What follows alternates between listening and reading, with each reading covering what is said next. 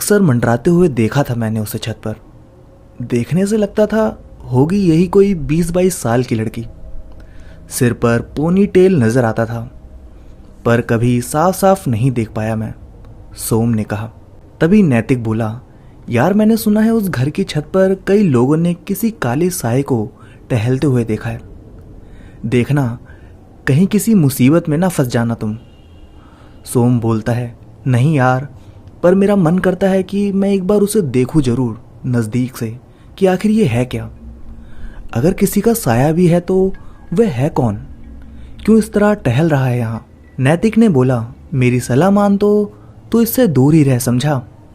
सोम ने कहा, समझ गया भाई, पर वो छत पर उलझ कर रह गया।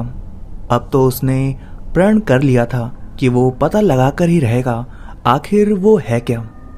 फिर सोम बोला, चल चल कमरे में चलते हैं, और पढ़ाई बहुत करनी है, छोड़ इस टॉपिक को, इस पर बात नहीं करेंगे अब हम। नैतिक बोला, हाँ तू सही कह रहा है, दिमाग खराब करने से अच्छा है कि हम अपनी पढ़ाई पर ध्यान दें। और दोनों अपने कमरे में आ गए। नैतिक और सोम दोनों एक छोटे से गांव से कानपुर यूनिवर्सिटी में पढ़ाई के लिए आए थे, जहां उन्होंने एक किराए का कमरा लेकर वहीं रहकर पढ़ना शुरू किया था। हॉस्टल की गुंडागर्दी बर्दाश्त नहीं कर सकते थे वो दोनों, इसलिए वे लोग कमरा लेकर बाहर रह रहे थे। दोनों बहुत सीधे और सरल इंसान थे, पर उनके घर के बगल में एक घर बंद रहता था, कभी कभार ही खुलता था, लेकिन उसकी छत के ऊपर अक्सर एक लड़की का साया घूमता हुआ नजर आता था। दूर से देखने पर लगता तो था कि वह लड़की है, लेकिन कभी किसी ने उसे नजदीक से नहीं देखा था। एक दिन सोम टहल रहा था, वो लड़की भी टहल रही थी अपनी छत पर। सोम की नज़र उस पर गई, वो अपने पढ़ाई में व्यस्त हो गया और उसने देखा वो एक ही गति से यहाँ वहाँ टहल रही है।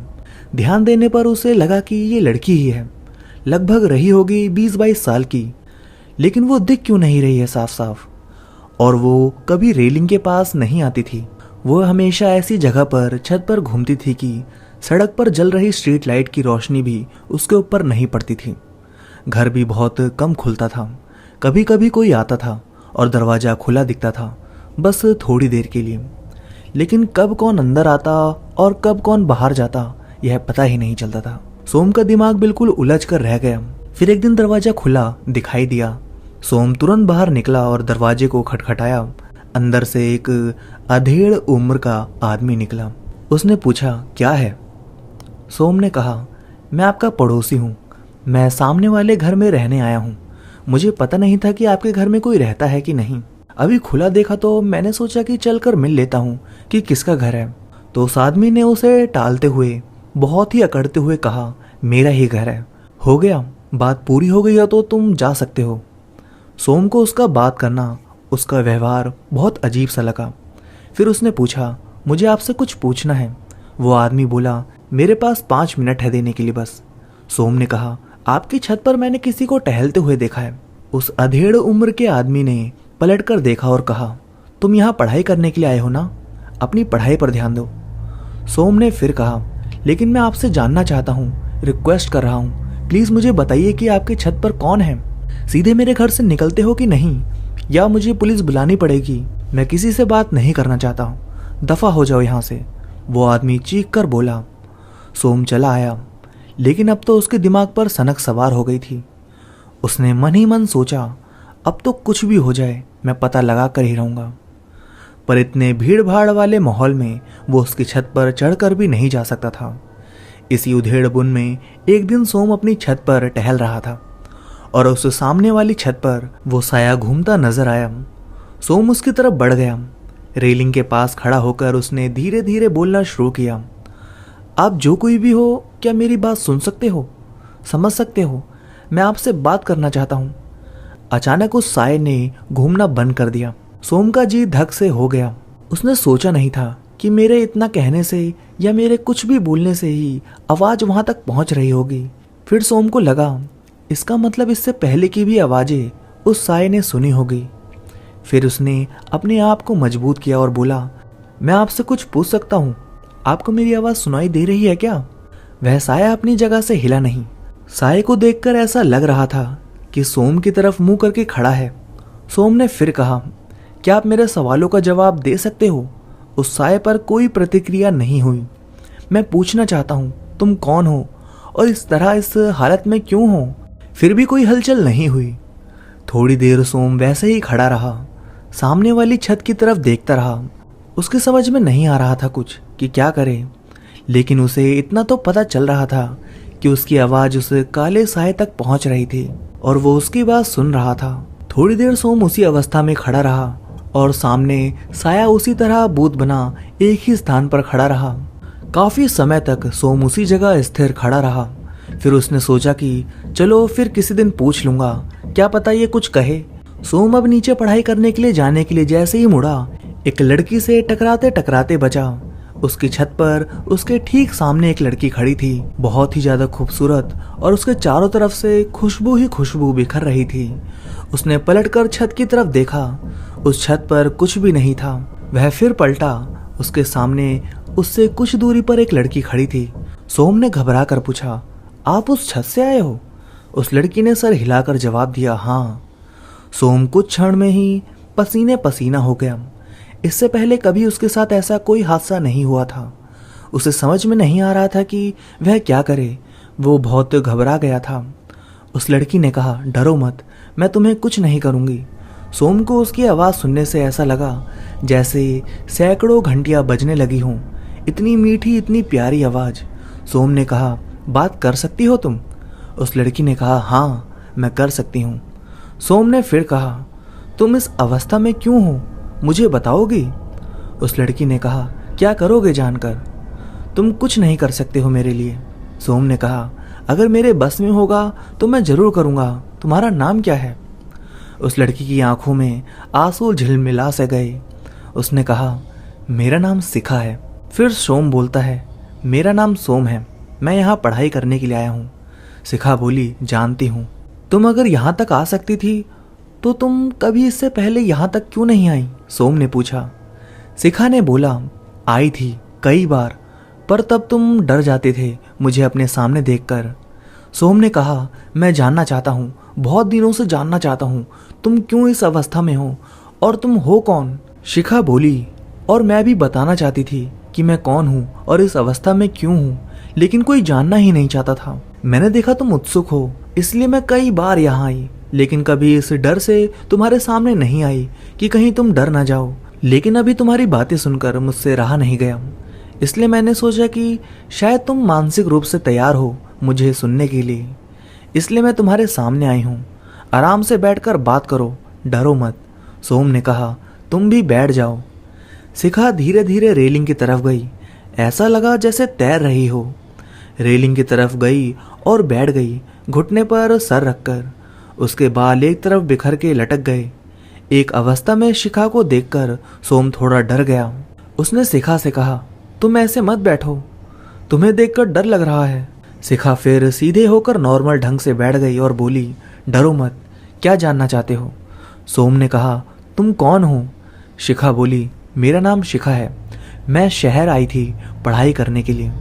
मैंने ग्रेजुएशन में एडमिशन लिया था और एमकॉम करने के लिए निखिल भी अपने गांव से शहर आया था। वो मेरी तरफ आकर्षित था। छोटी मोटी बातचीत और काफ़ी मुलाकातों के बाद उसने अपने प्यार का इजहार मुझसे कर दिया था। मुझे लगा मैं हवा में हूँ। बहुत खुश थी मैं निखिल को अपने जीवन में पाकर। पढ़ाई के बाद ज़्यादातर टाइम हम साथ ही रहते थे। घूमना फिरना, दोस्तों के साथ मौज मस्ती करना, यह दिनचर्या बन गई थी हमारी। एक दिन निखिल मुझे अपने घर लेकर आया। पहली बार मैं निखिल के घर आ रही थी। जिस घर में आने का सपना मैंने सैकड़ों बार देखा था कि मैं निखिल के घर जाऊंगी, निखिल की जीवन साथी बनकर पूरी जिंदगी उसके साथ बिताऊंगी। सैकड़ों सपने बुन लिए थे मैंने। अपने आप को कितनी बार दुल्हन के रूप में कल्पना करके देखा था। बहुत खूबसूरत लग रही थी मैं। निखिल के घर आकर मैं बहुत खुश थी। मैंने घूम घूम के सारा घर देखा था। शाम का खाना मैंने खुद बनाया था। निखिल ने रसोई घर को थोड़ा फैला रखा था, पर वह अकेले रहता था, पढ़ाई भी कर रहा था, इसलिए मैंने धीरे धीरे कुछ सामान सही से लगाया और खाना बनाया। हम लोगों ने शाम को बैठकर खाना खाया। थोड़ी देर बैठकर हम टीवी देखे। उसके बाद मैंने निखिल से कहा कि मुझे अब जाना चाहिए। निखिल ने बोला, आज क्या तुम यहाँ नहीं रुक सकती हो? तभी शिखा बोली, मैं ज़िंदगी भर रहूँगी, लेकिन ऐसे नहीं। मैं अभी जाना चाहती हूँ, प्लीज़ रुक जाओ, सिर्फ आज की रात, निखिल ने कहा। ऐसे मैं नहीं रुक सकती, मेरी परेशानी समझने की कोशिश करो। कोई काम मैं ऐसा नहीं करना चाहती जिससे मैं खुद की नज़रों में गिर जाऊं। मुझे जाना चाहिए। निखिल बोला, क्या तुम्हें मेरे ऊपर भरोसा नहीं है? मेरे प्यार पर भरोसा नहीं है? अपनी दोस्ती पर तो भरोसा करो। शिखा बोली, खुद से ज़्यादा भरोसा है तुम पर, लेकिन मुझे खुद पर भरोसा नहीं है। मैं नहीं रुक पाऊंगी निखिल, मुझे जाने दो। निखिल मेरे करीब आ चुका था। उसने मेरे दोनों कंधों पर अपने दोनों हाथ रखे और मुझे हिलाकर कहा, मेरी आंखों में देखो शिखा, क्या तुम्हें अब भी मुझ पर भरोसा नहीं है? शिखा बोली। मैं उसकी आंखों में डूब सी गई थी। मैंने उसकी आंखों में देखकर कहा, मैंने पहले भी कहा निखिल, मुझे तुम पर पूरा भरोसा है, पर मुझे खुद पर भरोसा नहीं, इसलिए मुझे जाना होगा। निखिल ने अपनी बाहें फैला दी और मैं उसमें समा गई। निखिल ने मेरे सर पर हाथ फेरा था और उसने मुझे कसकर सीने से लगा लिया।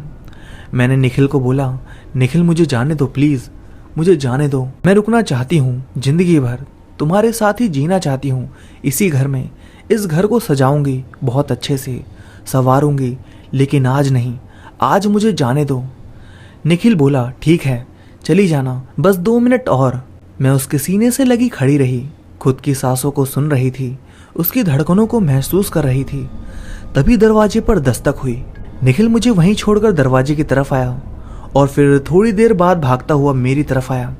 निखिल ने कहा, तुम्हें छुपना होगा, मेरे गांव से कुछ लोग आए हुए हैं, वो थोड़ी देर में चले जाएंगे, तब तक तुम इस जगह पर छुप जाओ। उसने मुझे अंदर वाले कमरे की रखी हुई अलमारी में छुपने के लिए कहा। उसने मुझे अंदर करके दरवाजा बंद कर दिया बाहर से और वो बाहर आ गया। मैं अंदर से होने वाली सारी बातें सुन सकती थी।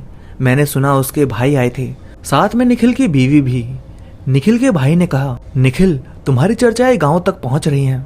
कई लोगों ने बताया कि तुम किसी लड़की के साथ यहाँ वहाँ घूम फिर रहे हो। निखिल बोला, नहीं भाई साहब, आपको किसी ने गलत खबर दी होगी। उसकी बीवी की आवाज आई, मैंने पहले ही कहा था कि किसी ने गलत कहा होगा, ये ऐसे नहीं है। उसके भाई ने कहा, हाँ निर्मला, मुझे भी अपने भाई पर पूरा भरोसा था कि वो ऐसा नहीं है, वो अपने संस्कार नहीं भूल सकता। मुझे काटो तो खून नहीं। मैं एकदम जम चुकी थी, आंसू रुकने का नाम ही नहीं ले रहे थे।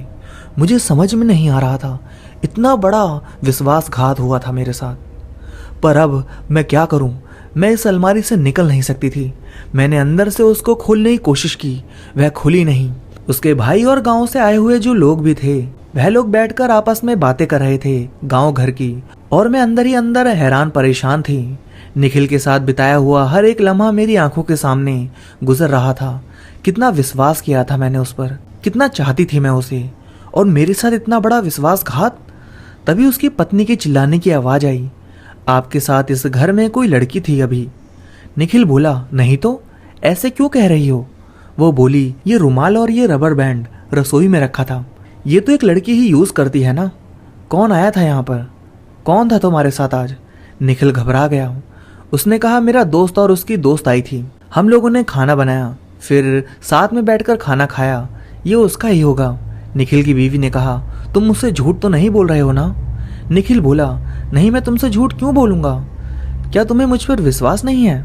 उस वक्त मुझे ऐसा लगा कि यही सारे वाक्य निखिल हमेशा मुझसे भी बोलता था। उसने मेरे साथ भी विश्वासघात किया और अपनी बीवी के साथ भी। बाहर बैठे सब लोगों ने खाना पीना खाया, सबकी आवाजें कानों तक पहुंच रही थी और दिल पर हथौड़े से बरस रही थी। अलमारी के अंदर मेरा दम घुटना शुरू हो गया था। कई बार मैंने दरवाज़ा खोलने की कोशिश की, मैंने दरवाजे पर मुक्के मारने शुरू कर दिए, लेकिन ऐसा लग रहा था कि बाहर तक मेरी आवाज़ नहीं पहुंच रही है। बाहर की हंसी ठहाके सुन सुनकर मेरा दिमाग पगलाया जा रहा था। धीरे धीरे आवाज़ें आनी बंद हो गई, सभी लोग चले गए थे, पर निखिल की बीवी रुक गई थी। निखिल उसको लेकर अपने बेडरूम में चला गया, उस बेडरूम में जिसमें थोड़ी देर पहले उसने मेरे साथ होने के सपने सजोए थे मेरी आंखों में। सब जगह की लाइट बंद करके निखिल शायद भूल चुका था कि उसने मुझे अलमारी में बंद किया हुआ है। मुझे बहुत घबराहट हो रही थी, घुटन सी महसूस हो रही थी, आंखों के सामने अंधेरा सा छाने लगा और अचानक मुझे नींद भी आ गई। मेरी आंख खुली, मैंने दरवाजे को धक्का दिया, दरवाजा खुल गया। मैं बाहर निकली, घर में चारों तरफ अंधेरा था। मैंने हर कमरे में ढूंढा निखिल को, फिर मैं उसके बेडरूम में पहुंची, दरवाजा खुला हुआ था। मैं अंदर आई, मैंने सोचा कि अगर इस वक्त निखिल जाग गया या उसकी बीवी जाग गई तो कहीं ये लोग चिल्ला ना पड़े, इसलिए मैंने निखिल के साइड में जाकर धीरे से निखिल को हिलाने की कोशिश की। आवाज दी, निखिल निखिल। निखिल को कुछ फर्क नहीं पड़ा। अचानक उसकी बीवी उठी। मैंने सोचा अब तो यह मुझे देखकर चिल्ला पड़ेगी। मैं सोच ही रही थी कि मैं अब क्या करूं। तब तक वह मेरी तरफ बढ़ी और मुझसे होती हुई मेरे आर पार चली गई। मुझे बहुत अजीब सा महसूस हुआ। क्या मैं उसको दिखी नहीं? और ये मेरे अंदर से कैसे निकल कर चली गई? मैंने निखिल की तरफ हाथ बढ़ाया पर मैं छू नहीं पाई निखिल को। मैं घबरा गई एकदम से। मैं जोर जोर से चीखने लगी। क्या हो गया मुझे? कैसी हो गई हूं मैं? मैंने दरवाजा पकड़ने की कोशिश की, पकड़ नहीं पा रही थी। यह सब क्या हो रहा था मेरे साथ?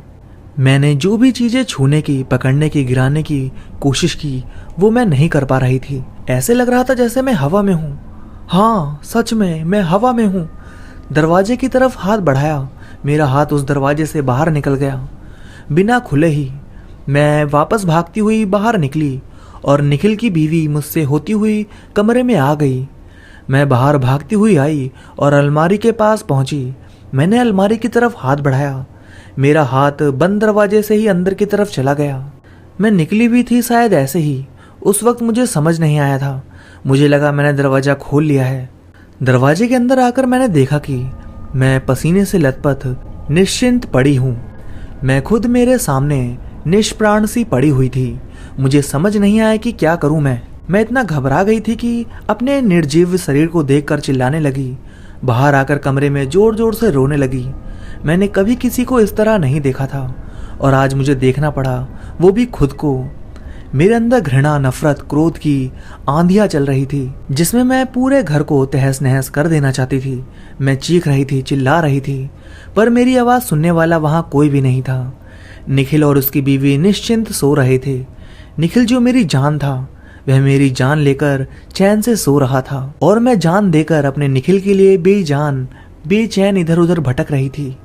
दूसरे दिन सुबह जब सो के उठा निखिल, मैं रो रो के थक कर निखिल के कमरे में ही एक कोने में दीवार से टिकी बैठी थी। मैंने देखा निखिल उठा। शायद उसे याद आया था कि मैं अलमारी में हूँ। वह बहुत तेजी से अलमारी की तरफ बढ़ा। दरवाजा खोला उसने। मैं उसके सामने थी। उसने देखा मेरी तरफ और उसने गंदी सी गाली के साथ कहा, मर गई साली। अब क्या करूं, इसका ठिकाने लगाना पड़ेगा। अगर घर वालों को पता चल गया तो दिक्कत होगी। निर्मला को पता चला तो निर्मला के मायके से मिली सारी जायदाद के साथ साथ मैं निर्मला को भी खो दूंगा। उसने अपने एक दोस्त को फोन किया और उसे बताया। निखिल ने कहा, मैं किसी बहाने अपनी बीवी को लेकर दोपहर में घूमने निकलूंगा और तुम इसकी लाश को ठिकाने लगा देना। उसका दोस्त मेरे शरीर को ले एक बोरी में बांधकर एक नहर में डाल आया, पर मेरी आत्मा को कैसे दूर करता इस घर से।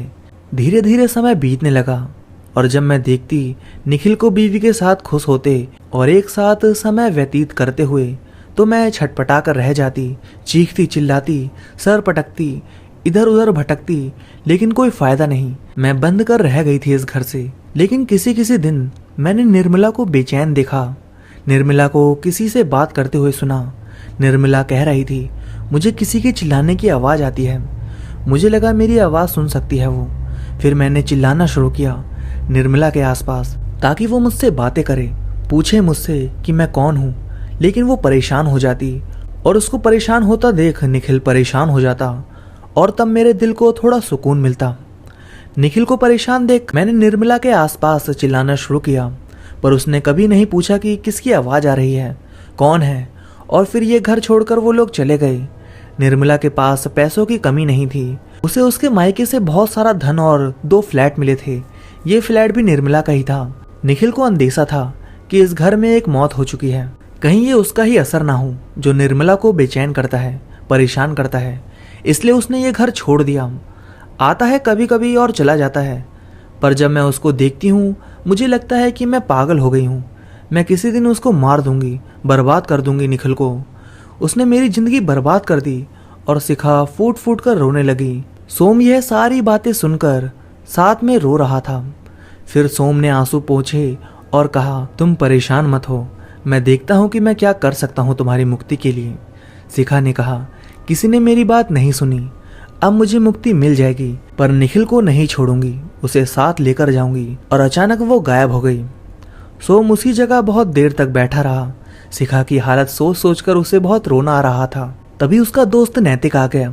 उसने दोस्त को सारी कहानी बताई। नैतिक बोला, यार ये तो बहुत दुख भरी कहानी है, पर हम क्या कर सकते हैं, चल नीचे चलते हैं। हम दोनों नीचे आ गए। नैतिक तो सो गया खाना खाकर, और सोम को नींद नहीं आ रही थी। उसकी सब बातें सोम के दिमाग में घूम रही थी। सोम सुबह सो के उठा और सोचा कि अब निखिल आएगा तो मैं उससे बात करूंगा, बताऊंगा कि तुमने क्या किया शिखा के साथ। शिखा मुझे सब बता दी है। निखिल इधर काफी दिनों तक नहीं आया। उसकी जगह 4-5 लोग आए। सोम ने पूछा, मिस्टर निखिल नहीं आए हैं क्या? उनमें से किसी एक ने बताया, निखिल का एक्सीडेंट हो गया था कुछ दिन पहले और वो खत्म हो गया। सोम को जैसे अजीब सी सिरहन हुई। उसने नैतिक को बताया कि मिस्टर निखिल का एक्सीडेंट हो गया था और वो खत्म हो गए। सोम ने सोचा, शाम को मैं छत पर जाऊंगा और शिखा को बताऊंगा। सोम शाम को छत पर आया, लेकिन उसे शिखा दिखाई नहीं दी। उसका इंतजार किया सोम ने। 1 दिन, 2 दिन, हफ्तों, महीनों इंतजार किया, पर शिखा दिखाई नहीं दी। तब उसे एहसास हुआ इस बात का कि शायद मिस्टर निखिल को शिखा अपने साथ ले गई। शिखा ने अपना बदला पूरा कर लिया था। निखिल के एक्सीडेंट में भी शायद शिखा का ही हाथ था, और वो साया, शिखा का काला साया, हमेशा हमेशा के लिए मुक्त हो चुका था अपने इस काले जीवन से। तो दोस्तों, कहानी बस यहीं तक थी।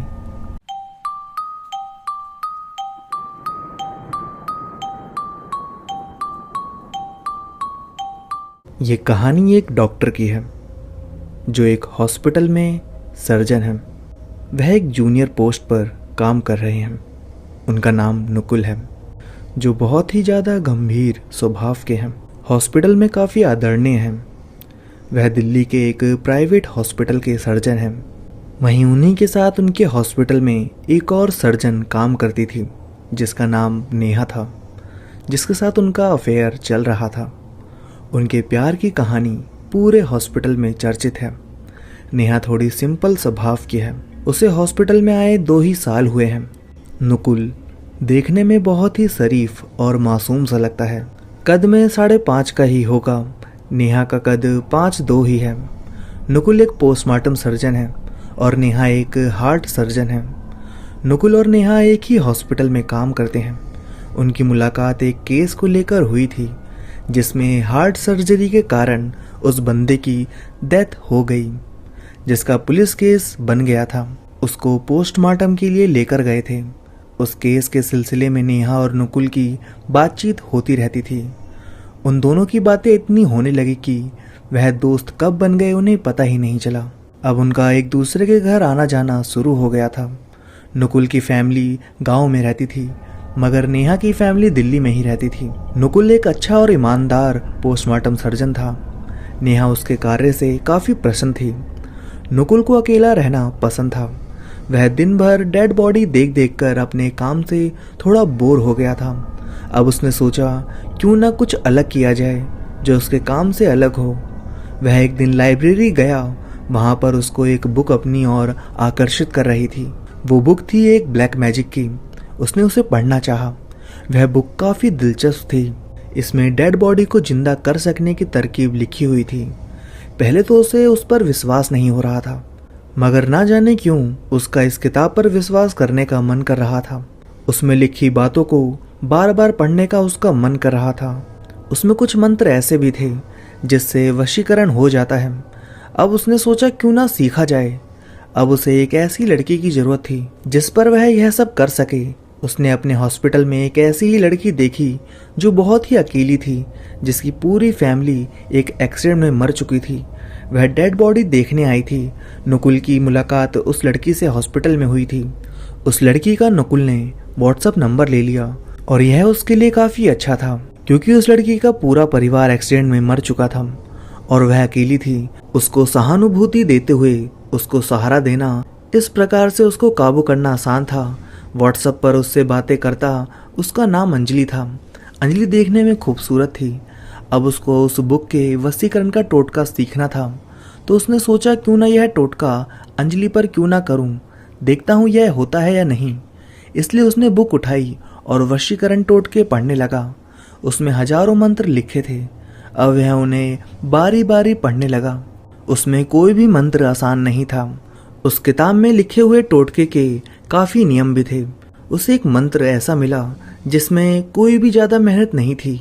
उसके लिए केवल लड़की की फ़ोटो, नींबू का लावा, रोली और मंत्रों का 108 बार उच्चारण करना था। बस नुकुल को यह उपाय अच्छा लगा। अब उसने सोच लिया था कि इस वाले को ट्राई करेगा।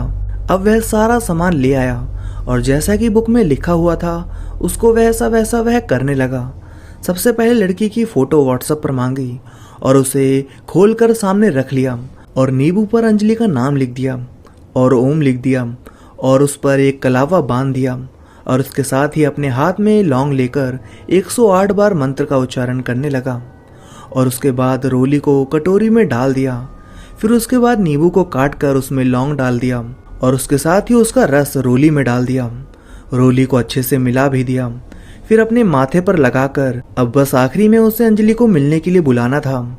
उसने अंजलि को कॉल किया और उसे कहा, क्या तुम घर आ सकती हो? अंजलि का कोई दोस्त नहीं था, नुकुल ही था जिसको वह दोस्त मान रही थी, इसलिए वह उससे मिलने आ गई।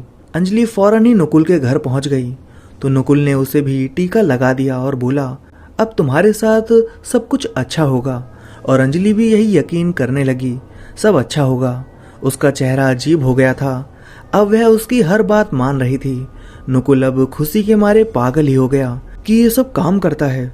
सोचा कि क्यों ना मैं उसको एक ऐसा काम बोलूं जो कोई लड़की ना कर सकती हो। अब वह उसको कपड़े उतारने के लिए बोल देता है। अंजलि वह भी करने लग गई। नुकुल अपने आप को रोक नहीं पाया। वह उसको चूमने लगा और उससे बोला, तुम भी करो, और वो भी करने लगी। नुकुल ने भी कपड़े उतार दिए थे। दोनों ने संभोग किया। अंजलि को कपड़े पहनने को बोला, वह पहन भी ली। नुकुल को लग गया ये तो बहुत ही अच्छा टोटका है जिसमें सामने वाले को जो कहो वो सब करता है। नुकुल ने कपड़े पहने और सोचा मतलब सब कुछ सही है। अब वह और बड़ा करना चाहता था। अंजलि को घर भेज दिया। अब उसका जब मन करता उसे बुलाता और उसके साथ दुष्कर्म करने लगता, मगर अब वह अंजलि से बोर होने लगा था। उसने अंजलि को सुसाइड करने को कहा और उसने उसे इस तरह से खत्म कर दिया। अब उसे एक कम उम्र की लड़की के साथ दुष्कर्म करना था। वह एक दिन नेहा के घर गया तो वहां उसके पड़ोस में एक 12 साल की बच्ची थी जो नेहा के घर आया जाया करती थी। नुकुल की उस पर बुरी नजर पड़ गई थी। नुकुल ने इस लड़की से पहले दोस्ती की, फिर उससे उसका नाम पूछा और फिर चोरी छुपे से उसकी फोटो ली। नेहा के घर उसका आना जाना बढ़ रहा था और वो लड़की से कह रहा था, हम एक गेम खेलेंगे, क्या खेलोगी? तो वह तैयार हो गई। नुकुल उस बच्ची का वशीकरण करने लगा। अब बच्ची भी वशीकरण हो गई थी। अब नुकुल फिर से हैवान बन गया और उसको घर ले गया। फिर उसके साथ दुष्कर्म करने लगा। अब उसको इन सब में बड़ा ही आनंद आने लगा। नुकुल उस लड़की को बुरी तरह से खत्म कर देता है। अब उसे ऐसा लगता है वो अब कुछ भी कर सकता है। वह इसी प्रकार नई लड़कियों को वशीकरण करता और उनके साथ दुष्कर्म करता। अब उस काले जादू की बुक में अमर होने की और मुर्दे को जीवित करने की तांत्रिक विद्याएं भी लिखी हुई थी, मगर उसमें कुछ शर्त भी थी। नुकुल को इस बुक पर भरोसा हो गया था। अब वो कुछ ऐसा करने का सोच रहा था जो शायद कोई करने से पहले कांप जाता हो। उसने मुर्दों को जीवित करने का सोचा, मगर किसी को जिंदा करने के लिए उसे कुछ ही घंटों पहले मरा होना चाहिए, यानी कि वो जिस मुर्दे को जिंदा कर रहा है उसकी मौत कुछ घंटे पहले ही होनी चाहिए। मगर ऐसी डेड बॉडी मिलनी मुश्किल थी जो इतनी जल्दी मिल जाए। उसने सोचा क्यों ना मैं किसी को मारकर फिर उसे जिंदा कर दूं। वह मरेगा भी नहीं और जीवित भी हो जाएगा, मगर शर्त यह थी कि वह वशीकरण ना हो और उसे पता ना हो कि वह जीवित होने वाला है। ये बहुत ही गंभीर समस्या थी। उसने सोचा क्यों ना नेहा को मारना सही रहेगा, क्योंकि उसको झांसा देना आसान है। नुकुल का जन्मदिन आ रहा था और इससे अच्छा दिन और क्या हो सकता है। और फिर जन्मदिन वाले दिन उसने नेहा से कहा, आज मेरा जन्मदिन है, आज मैं तुमको पार्टी दूंगा। नेहा काफी अच्छे से तैयार होकर आई थी और वह अकेली ही वहां थी। उसने कहा, कोई भी क्यों नहीं आया? नुकुल मुस्कुराते हुए बोला, मैं नहीं चाहता कि हमें कोई परेशान करे, इसलिए मैं और तुम ही काफी हैं। नुकुल ने दूसरे कमरे में सारी तैयारी कर रखी थी, जैसे कि एक रंगोली बनाई हुई थी और उसके साथ ही एक नाइफ जिस पर ओम और नेहा का नाम लिखा हुआ था और नींबू की माला और 21 मोमबत्ती जला रखी थी। फूलों की माला और रंगोली, कपूर, लौंग, हवन की सारी सामग्री, दही और घी आदि सब कुछ वहां पर रखा गया था। बस वह 10:10 का इंतजार कर रहा था। दोनों ने केक काटा और थोड़ा ड्रिंक किया। फिर उसके बाद दोनों ने साथ में डिनर भी किया और इसके साथ ही डांस भी किया। अब 10 बजने में सिर्फ 5 मिनट ही बचे थे। उसने नेहा से कहा, आज मैं तुम्हें एक सरप्राइज दूंगा, तो मैं तुम्हारी आंखें बंद करना चाहता हूँ। उसने उसकी आंखें बंद कर दी और दूसरे कमरे में ले जाने लगा। उसने उस कमरे में नेहा को उस रंगोली के पास बैठा दिया और उसके माथे पर टीका लगाया और माला पहनाने लगा। नेहा उससे बार बार पूछ रही थी कि क्या सरप्राइज है, और नुकुल बस उससे कह रहा था, तुम चुपचाप रहो, बस अभी सब कुछ पता चल जाएगा। जब उसने नेहा को नींबू की माला पहनाई तो नेहा को कुछ अजीब लगा। उसने पट्टी को हटा दिया और उस कमरे की ऐसी हालत देखकर वह सब कुछ समझ गई थी। उसने तुरंत वहां से भागना सही समझा। वह उठी और गेट की तरफ दौड़ने लगी। नुकुल ने उसे भागते हुए देखा तो वह भी उसके पीछे चाकू लेकर भागा और बोला, तुम यहाँ से नहीं भाग सकती, देखो तुम्हें कुछ नहीं होगा, मैं तुम्हें बचा लूंगा। नेहा बहुत घबरा गई थी। नुकुल के हाथ में चाकू था और उसकी आंखों में खून सवार था। नुकुल कहता है, तुम्हें बस थोड़ा सा दर्द होगा, बाकी मैं तुम्हें बचा लूंगा, तुम मेरी बात मानो, अंदर आकर बैठ जाओ। मगर नेहा पीछे होते जा रही थी और कहती है, तुम मुझसे दूर रहो। नेहा थोड़ा पीछे होते हुए टेबल पर रखी चाकू को उठा लेती है और अपने पीछे छुपा लेती है। और जैसे ही नुकुल उसके पास आता है तो वो वैसे ही डर के मारे उसको मार देती है और उसको मारती रहती है जब तक कि वह मर नहीं जाता। अब वह घबरा जाती है क्योंकि नुकुल मर गया था। अब नेहा ने नुकुल की डेड बॉडी को नुकुल के ही गार्डन में गड्ढा करके दफना दिया था और उसके साथ ही वह पूरे घर की साफ सफाई भी कर देती है और उसके मोबाइल से हॉस्पिटल में एक छुट्टी का ईमेल डाल देती है कि नुकुल 2 महीने के लिए अपने गांव जा रहा है। और फिर नेहा नुकुल के घर पर ताला लगाकर अपने घर चली गई। नुकुल के घर में वह काले जादू वाली बुक वहीं अलमारी के पास टेबल पर रखी रही, जिस पर नेहा की नजर नहीं पड़ी। नेहा घर पर पहुंचकर सभी से बोली कि नुकुल गांव चला गया है। नेहा अपने कमरे में चली जाती है, फिर नहाती है और सोचती है ये सब क्या हो गया, और रोने लगती है। उसे अब कुछ समझ नहीं आ रहा था वह क्या करे। वह चेंज करके लेट जाती है और सोने की कोशिश करती है, मगर उसको आज नींद कहाँ आने वाली थी। नुकुल के बारे में सोचकर उसका सर फटा जा रहा था। वो मन ही मन यही सोचे जा रही थी कि नुकुल तुमने ऐसा क्यों किया। तभी उसके दर्पण पर उसने कुछ लिखा देखा। उस पर यह लिखा था, नेहा मैं तुम्हें नहीं छोड़ूंगा, तुमने मेरे साथ अच्छा नहीं किया। नेहा इसको पढ़कर और भी ज्यादा डर गई। यह कौन है जो मुझे ऐसे लिखकर बता रहा है। उसे लगा कहीं नुकुल जिंदा तो नहीं। वह उठकर अपने कमरे को अच्छे से देखती है। उसे वहां कोई नहीं दिखता। वह बहुत बुरी तरीके से डर जाती है और सोचने लगती है कि नुकुल क्या कर रहा था। उसने अपने कमरे को इस तरीके की वेशभूषा क्यों दे रखी थी। देखकर तो ऐसा लगता है मानो जैसे वह तांत्रिक विद्याओं के चक्कर में पड़ चुका है। शायद मैंने जल्दी जल्दी में वहाँ कोई तांत्रिक विद्याओं की बुक को देखा नहीं है। लगता है मुझे फिर से वहाँ जाना पड़ेगा। दूसरी तरफ पुलिस अब तक के मर्डर केस को सुसाइड केस बना दी थी। उन लड़कियों की पोस्टमार्टम को नुकुल ने सुसाइड बना दिया था, पर अब तो नुकुल ही नहीं रहा। सुबह होते ही नेहा नुकुल के घर पहुंची। उसने वहां पर तांत्रिक विद्याओं की बुक को खोजना शुरू किया। फिर उसे ढूंढते ढूंढते अलमारी के पास एक टेबल पर बुक मिल ही गई और उस बुक के पास एक डायरी भी मिली, जिस पर नुकुल ने वह सब लिखा हुआ था जो उसने अब तक किया था। उस डायरी को नेहा पढ़ने लगी।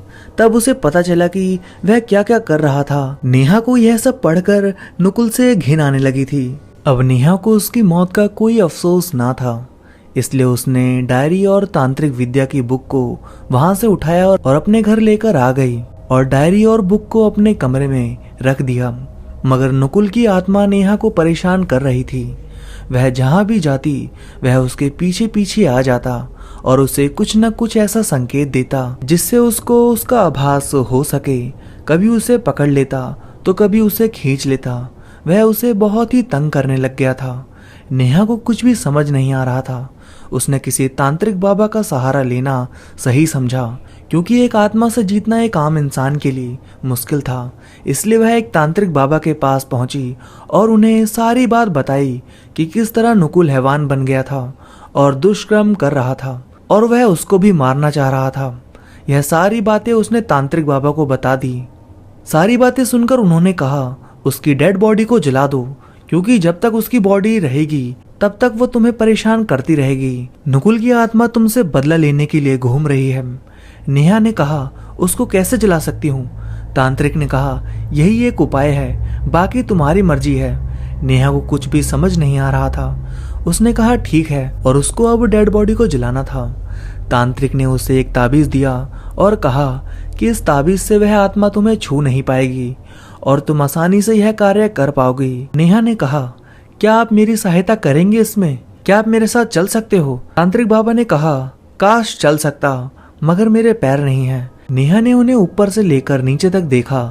वह सच कह रहे थे, उन तांत्रिक बाबा के पैर नहीं थे।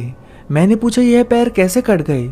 उस तांत्रिक ने कहा, ऐसे ही कोई आत्मा थी जिसको पकड़ने में गया हुआ था और उस आत्मा ने मेरे पैरों को काट दिया। तब से मैं केवल उपाय ही बताता हूँ, बाकी आप जैसे लोग इसे खुद से कर लेते हैं। मगर मेरा एक चेला तुम्हारी मदद के लिए तुम्हारे साथ भेज देता हूँ। अब नेहा ताबीज बांधकर नुकुल के घर केरोसिन माचिस लेकर पहुंच जाती है। चेला भी साथ में ही आता है और तभी कमरे के दरवाजे बंद हो जाते हैं और लाइटें जलने और बुझने लगती हैं और एक भयंकर सी आवाज आती है कि नेहा, तुम नहीं बचोगी, मैं तुम्हें मार डालूंगा। ऐसी बातें सुनकर नेहा घबरा जाती है। नेहा हिम्मत करके गार्डन तक पहुंचती है और फावड़ा उठाया और बॉडी को बाहर निकालने के लिए खोदने लगी। चेला भी मदद कर रहा था, मगर नुकुल करने नहीं दे रहा था। उसने चेले को हवा में उड़ाकर कमरे में कैद कर दिया। वह नेहा को भी फेंकना चाह रहा था, मगर वह उसे छू भी नहीं पा रहा था, क्योंकि उसके साथ जो ताबीज था वह नेहा की रक्षा कर रहा था। नुकुल चिल्ला रहा था और सामान यहाँ से वहां उड़ाकर फेंक रहा था। नेहा डर भी रही थी और उसके साथ साथ वह अपना काम भी कर रही थी। उसने डेड बॉडी बाहर निकाल दी। नेहा तुरंत ही डेड बॉडी के ऊपर केरोसिन डालने लगी और उसने माचिस जलाई और उसे तुरंत ही जला डाला। नुकुल की बॉडी जल गई। नेहा की जान में जान आई। वह अपने घर पहुंची। दूसरी ओर पुलिस सुसाइड केस इतने क्यों बढ़ रहे हैं, इसकी ही छानबीन में लगी हुई थी।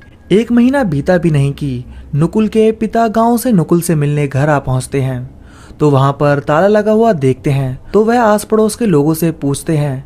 उन सभी को भी नहीं पता था। नुकुल के पिता ने रिश्तेदारों को भी फोन किया, मगर वहां से भी कुछ पता नहीं चला। अब वह घबरा गए थे। वह सीधा हॉस्पिटल में पता करने गए, तो हॉस्पिटल वालों ने कहा कि उन्होंने हमें ईमेल करके कहा था कि वह गांव जा रहे हैं। यह सब सुनकर पिता और भी ज्यादा घबरा गए, क्योंकि नुकुल तो गांव में आया ही नहीं। अब नुकुल के पिता बिना समय बर्बाद किए सीधा पुलिस स्टेशन पहुंच जाते हैं और नुकुल के लापता होने की शिकायत दर्ज करवाते हैं। पुलिस केस दर्ज कर लेती है और हॉस्पिटल जाकर छानबीन चालू कर देती है। पुलिस को भी वहां से बस यही पता चलता है कि उसका ईमेल आया था कि वह गांव जा रहे हैं अर्जेंट। फिर पुलिस ने सोचा क्यों ना घर पर चला जाए, वहीं से कुछ पता चले। नुकुल के घर पर ताला लगा हुआ था। पुलिस ने ताला तोड़ दिया और घर में छानबीन चालू कर दिए। घर काफी अच्छी हालत में था। उनको वहां से कुछ भी नहीं मिला, मगर नुकुल के घर के बाहर सीसीटीवी कैमरा लगा हुआ था, जिसको पुलिस ने देखा तो पता चला कि नुकुल के घर नेहा आई थी और उसके दूसरे दिन भी वह आई थी और उसके कुछ दिन बाद नेहा केरोसिन लेकर भी आई थी। अब पुलिस की शक की सुई नेहा पर जा रही थी। उसके बाद पुलिस वालों ने नेहा को पुलिस स्टेशन बुलाया और उससे पूछताछ करने लगे। पहले तो नेहा कुछ नहीं बता रही थी, मगर जैसे ही सीसीटीवी फुटेज उसे दिखाया गया तो वह जोर जोर से रोने लगी और सब कुछ बता दिया कि नुकुल कैसे तांत्रिक विद्याओं के चक्कर में पड़ गया था और वशीकरण करके दुष्कर्म कर रहा था और उसने मुझे भी मारने की कोशिश की, मगर खुद की रक्षा करने के लिए मैंने उसको मार दिया, वरना वो मुझे मार देता। क्योंकि उसकी आंखों में खून सवार था, इसलिए मैंने उसे मार दिया, वरना तो मैं वहां से भाग रही थी अपनी जान बचाकर, क्योंकि वह मुझ पर भी काला जादू करने वाला था। यह सब सुनकर नुकुल के पिता कहते हैं, तुमने ठीक किया बेटा। मुझे यह सब सुनकर बहुत दुख हुआ कि मेरा बेटा यह सब काम कर रहा था। और उसके साथ ही नेहा ने नुकुल की वो डायरी भी पुलिस वालों को दे दी, जिसमें कि अब तक यह सब लिखा हुआ था कि नुकुल ने अब तक क्या क्या किया है। इस डायरी की वजह से 2 केस सुलझ गए थे, एक सुसाइड वाला और दूसरा नुकुल के लापता का। पुलिस ने आगे रिपोर्ट की और इस खबर को पेपर में भी छापा गया कि एक साइको डॉक्टर मासूम लड़कियों का वशीकरण कर बेरहमी से उनका मर्डर कर रहा था। और इसके साथ ही नेहा ने भी अपना जुर्म कबूल कर लिया, तो उसे भी कोर्ट से कुछ सालों की सजा मिली और सजा काट कर वे रिहा हो गई।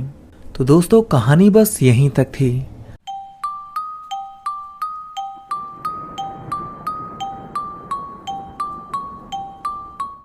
सविता मिश्रा जी आज पार्क की बेंच पर बैठी हुई वहाँ खेलते हुए बच्चों को निहार रही थी। वो हाथों में करोशिया ली हुई एक ऊनी टोपा बना रही थी। तभी उनके पैरों के पास एक गेंद आकर गिरी और वो चौंक गई। कुछ देर बाद लगभग एक 11 वर्ष का बालक जो कपड़ों से बहुत गरीब घर का दिख रहा था उनके पास आकर बोला, आंटी बॉल दे दो। बच्चे की मासूमियत देखकर सविता मिश्रा ने अपने पैरों के पास पड़ी बॉल उठाकर उस लड़के को पकड़ा दी और उस बालक की हालत देखते हुए बोली, बेटा इतने फटे हुए कपड़े क्यों पहने हैं और इतनी ठंड में जूते भी पाँव में नहीं हैं? आंटी वो है नहीं मेरे पास। बच्चा मासूम हंसी हंसता हुआ बोला, अच्छा चलो मैं देती हूँ तुमको कपड़े जूते।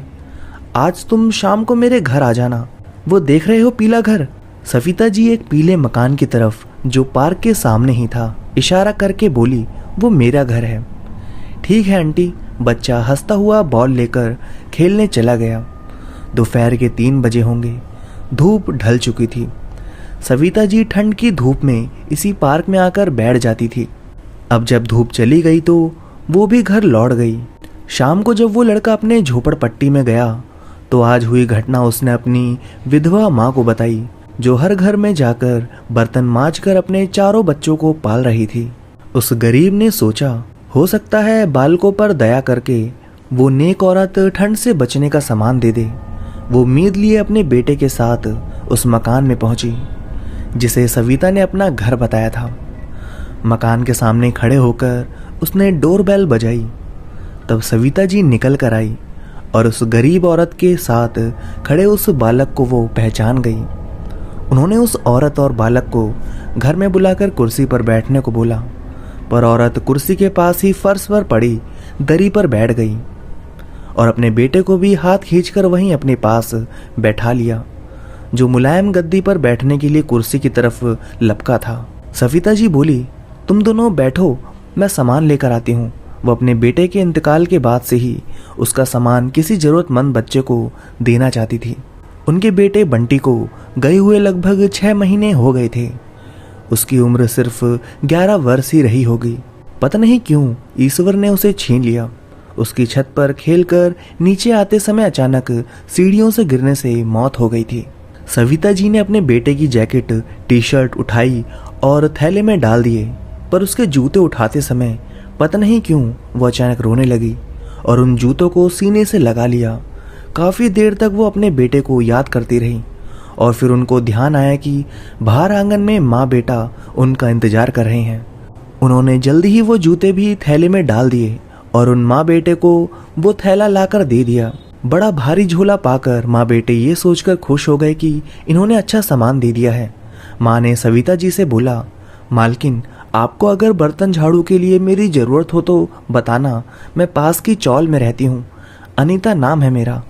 हाँ मैं ज़रूर बताऊंगी, सविता जी ने उत्तर दिया। वो औरत और उसका बेटा खुशी से झूमते हुए अपने घर आ गए और झूला खोलकर देखने लगे। उसमें इतने महंगे नए कपड़े पाकर वो सभी खुश थे। औरत के सभी बच्चों के सामान में से अपने मतलब का झपट लिया। अंत में वही बच्चे की बारी आई जिसको सविता जी ने सामान दिया था। उसका नाम दीपक था। उसने अपने लिए वो नीले शॉर्ट्स शूज चुने क्योंकि वो किसी भाई के नहीं आए थे और दीपक के पैरों में फिट थे। सभी लोग ने आज रात कपड़ों की बात करते हुए खाना खाया और सो गए। सुबह आंख खुलते ही दीपक खटिया से उठकर खुशी से झूमता हुआ अपने जूतों के पास गया और उनको पहनकर देखने लगा। उसे बार बार इतने आरामदायक जूते पहनकर जो खुशी मिल रही थी जो कभी नहीं मिली थी उसे।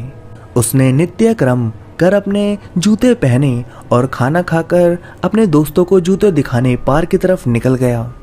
वो सभी दोस्तों को जूते दिखाने लगा। सभी दोस्त जलन से जल भुन गए थे इतने अच्छे जूते देखकर। अब सभी ने खेलना शुरू किया। क्रिकेट खेलते खेलते तभी दीपक की एक लड़के से लड़ाई हो गई। दोनों बहस करने लगे, पर अचानक ही दीपक की वो देहाती भाषा इंग्लिश लैंग्वेज में बदल गई, जिसे सुनकर सब हैरान रह गए कि ये अनपढ़ दीपक इंग्लिश कैसे बोलने लगा। और तभी दीपक ने बल्ला जमीन पर फेंक कर कहा, मैं घर चला, और पार्क से वह चला गया। उसके साथ उसके 2 दोस्त राजू और चेतन भी चल दिए। राजू और चेतन ने देखा दीपक तो सविता जी के पीले मकान के सामने खड़ा हुआ है। तभी चेतन दीपक के पास गया और बोला, अरे तेरी अंग्रेजी तो बहुत अच्छी है, पर कहाँ से बोलना सीखी, हमें भी सिखवा दे। तभी दीपक बोला, हट मेरे पास से, तेरे पास से मरे हुए चूहे की बू आ रही है।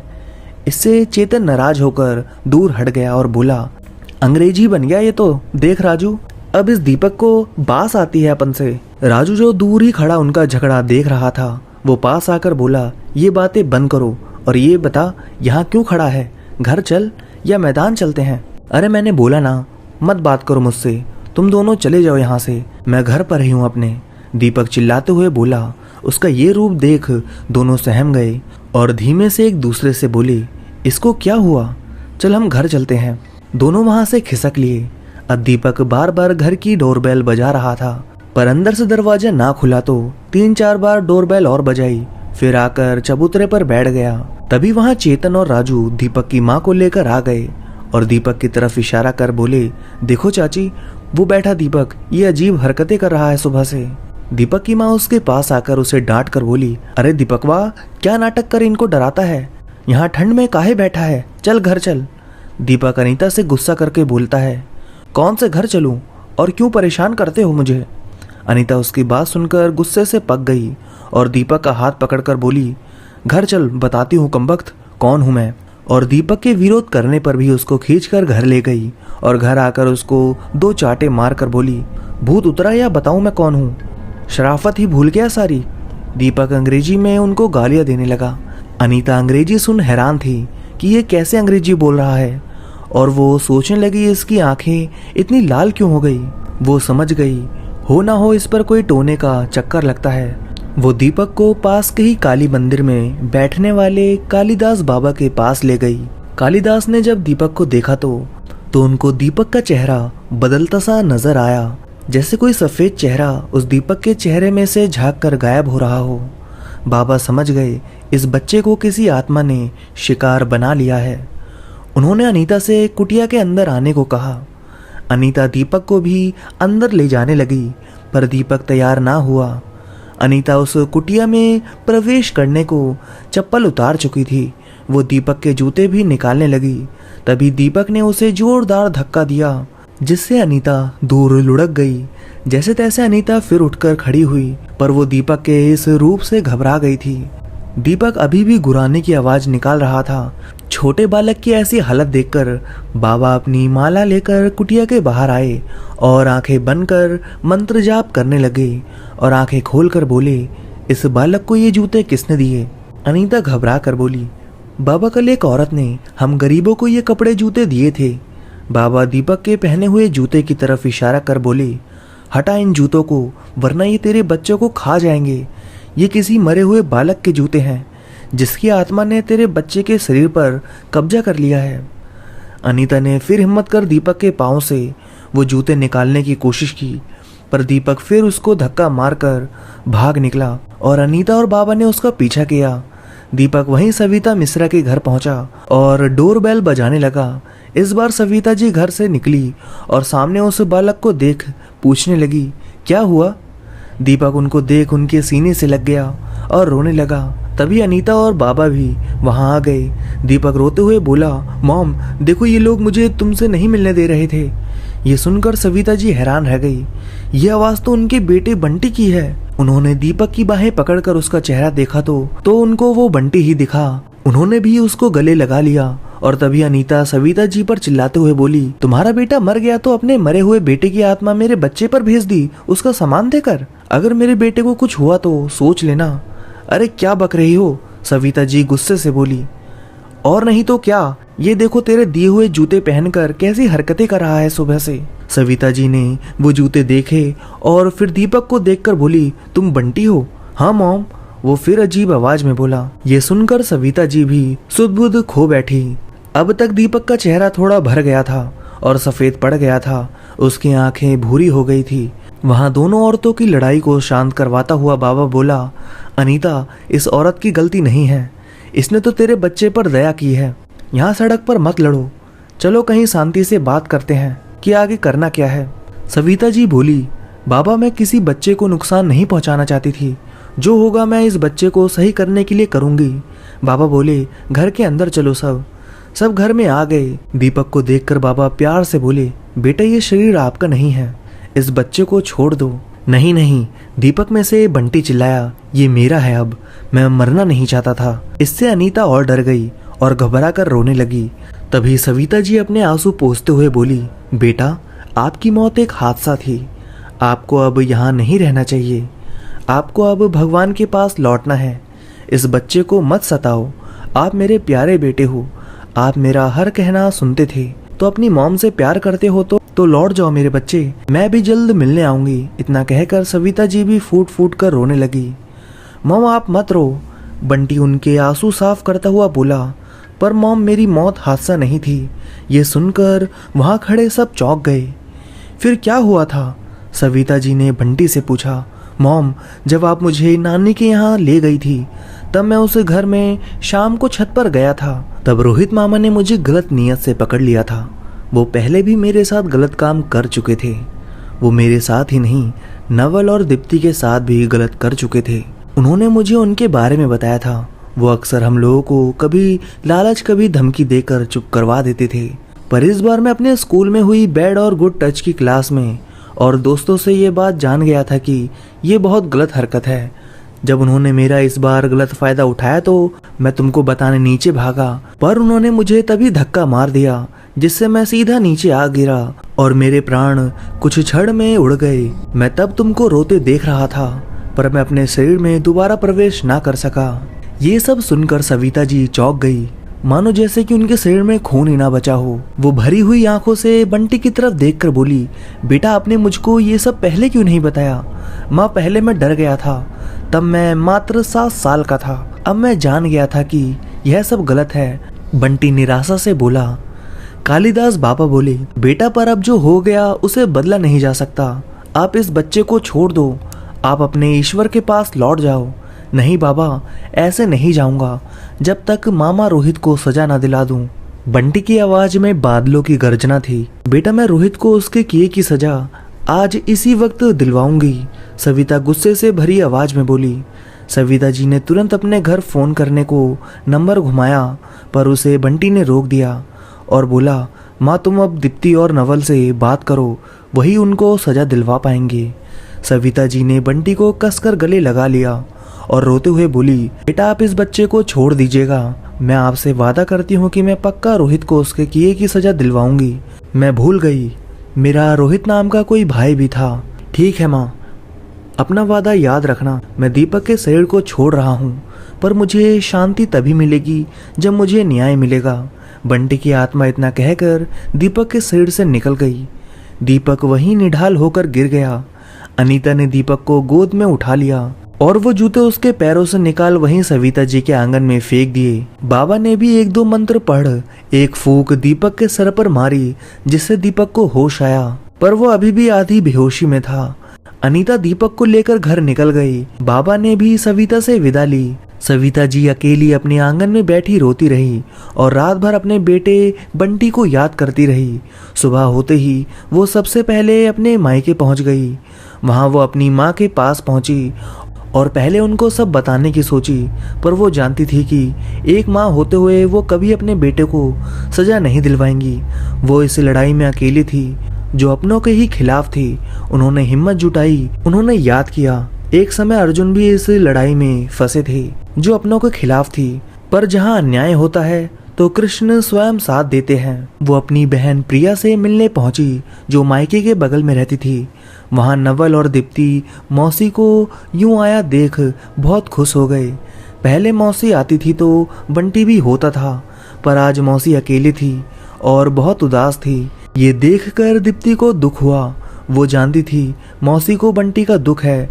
दीप्ति नवल से बड़ी थी, इसलिए वो हर दुख की बात को समझती थी। दीप्ति दुखी होती हुई बोली, मौसी हम सभी को बंटी के जाने का दुख है। तभी सविता जी बोली, दीप्ति मुझे तुमसे कुछ बात करनी है। दीप्ति बोली, हाँ मौसी बोलो। सविता जी बोली, दीप्ति अब तुम और नवल ही मुझे और मेरे बंटी को न्याय दिलवा सकते हो। सविता जी ने इतना कहकर रोते हुए दीप्ति के सामने हाथ जोड़ लिए। ये देख दीप्ति कुछ समझ ना पाई और अपनी माँ की तरफ देखने लगी। प्रिया बोली, दीदी क्या बात है, ऐसा क्या है जो दीप्ति न्याय किस बात का दिलवा सकती है? सविता जी रोते हुए बोली, बंटी मरा नहीं था प्रिया, बल्कि उसकी हत्या हुई थी। और हत्यारा जानती हो कौन था? हमारा भाई रोहित। ये सुन प्रिया घबरा गई और बोली, दीदी क्या बोल रही हो ये सब? सविता बोली, नहीं नहीं प्रिया, मैं सच बोल रही हूँ। तू जानती है, शायद तुझे नवल या प्रिया ने अभी तक कुछ नहीं बताया है रोहित के बारे में। प्रिया बोली, क्या नहीं बताया मुझे? आप कैसी बात कर रही हो? सविता की बात सुन दीप्ति थोड़ा सहम गई। सविता बोली, यही कि रोहित हमारे बच्चों के साथ गलत काम करता है। अब दीप्ति ही मुझे न्याय दिलवा सकती है, क्योंकि बंटी को तो रोहित ने मार दिया। प्रिया ये सुन चकरा गई और बोली, दीदी लगता है बंटी की मौत का सदमा सहन नहीं कर पा रही हो। तो क्या अब ऐसी बातें करोगी? संभालो अपने आप को। तभी मौसी को रोता देख दीप्ति भी रोने लगी और अपनी माँ से बोली, मौसी सच बोल रही हैं माँ। अब दीप्ति की बात सुनकर प्रिया पर जैसे वज्रपात हो गया हो। प्रिया चिल्लाते हुए बोली, क्या बोल रही हो दीपू? ये बात तुमने मुझे पहले क्यों नहीं बताई? माँ, हाँ मैं अब बोल रही हूँ। मामा गंदा है और उसने मेरे साथ और बंटी के साथ गलत किया था। बंटी ने जब मुझे बताया तो मैंने भी अपनी आप बीती उसे बताई, पर हम दोनों ही घर पर बोलने की हिम्मत नहीं कर पाए, इसलिए मैंने मामा के घर ही जाना बंद कर दिया था और नवल को भी नहीं जाने देती थी। दीप्ति सुबकते हुए बोली। ये सुनकर प्रिया ने दीप्ति को गले लगा लिया और सविता से माफ़ी मांगी। सविता ने कल शाम का पूरा वाकया उन दोनों को बता दिया कि कैसे दीपक नाम के लड़के में बंटी के जूते पहनते ही उसकी आत्मा आ गई और उसने सविता को सारा सच बता दिया। अब दीप्ति के मुंह से भी वही सब सुन दोनों बहनें समझ गई थी कि रोहित भाई नहीं कसाई है। दोनों ही रोहित को सज़ा दिलवाना चाहती थी, पर अब तो कोई भी प्रूफ नहीं था कि वो कैसे अपने भाई को पकड़वाएं। प्रिया का दिल भी माँ की हालत के बारे में सोचकर रोने लगता कि माँ क्या ये सदमा सहन कर पाएंगी। फिर सोचती कि ये तो बंटी और दीप्ति के साथ अन्याय होगा। अगर उस बेशरम को शर्म नहीं आई ये सब करते हुए, तो अब हम भी चुप रहें क्या? सविता जी ने एक तरकीब निकाली। उन्होंने दीप्ति से बात की और बोला, तुम एक बार फिर उस रोहित के सामने अकेली जाओ, हम दोनों पीछे ही रहेंगे, हमें बस उसका वीडियो बनाना है। जैसे ही रोहित तुम्हें हाथ लगाए तो उसका हाथ हटा देना, बाकी हम दोनों पीछे से आ जाएंगे। दीप्ति मान गई। आज शाम को दोनों बहनें दीप्ति के साथ अपने मायके गई और प्लान के तहत दीप्ति मामा रोहित के कमरे में गई, जहां रोहित अभी भी फ्रेंची पहनकर लेटा था, मोबाइल में अश्लील वीडियो देख रहा था। घर में किराए का रुपया आता था, जिस कारण उसने जॉब छोड़ दी थी और घर में रह रहकर निकम्मा हो गया और अश्लील वीडियो देखने की लत उसे लग ही चुकी थी। दीप्ति जब रोहित के कमरे में गई तो रोहित दीप्ति को देखकर बहक गया और बोला, दीप्ति बहुत दिनों बाद आई मामा से मिलने।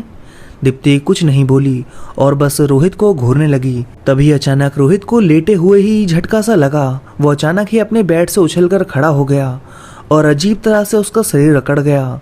ऐसा लग रहा था मानो उसे किसी ने वश में कर लिया हो। उसके कदम उसके कंट्रोल में नहीं थे। वो छत की तरफ जाने लगा। तीनों दीप्ति, प्रिया और सविता घबराई हुई सी उसका पीछा करते हुए छत पर पहुंची।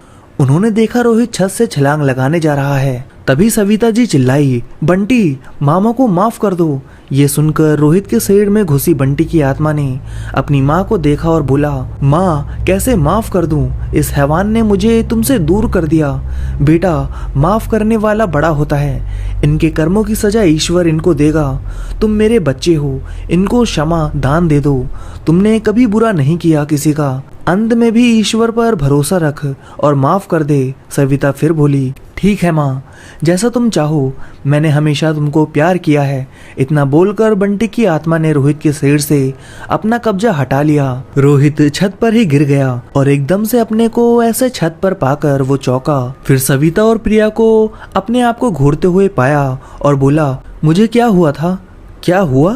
तुमने क्या किया हमारे बच्चों के साथ? हम सब जानते हैं तुम मामा नहीं शैतान हो। प्रिया बोली, तुमने उस नन्ही सी जान बंटी की भी जान ले ली। सविता रोते हुए बोली, नहीं दीदी मुझे माफ कर दो। रोहित उन दोनों के पैरों में गिरता हुआ बोला, उसे सब पता चल गया था कि उन दोनों को सारा सच पता चल गया है। वो गिड़गिड़ाने लगा और बोला, उस दिन मैं नशे में छत पर बैठा था और गलत फिल्में देख रहा था। जब बंटी को यूं अकेला पाया तो उसके साथ गलत करने के विचार आने लगे और जब मैंने उसको पकड़ना चाहा तो वो भागने लगा और उसका पैर फिसल गया।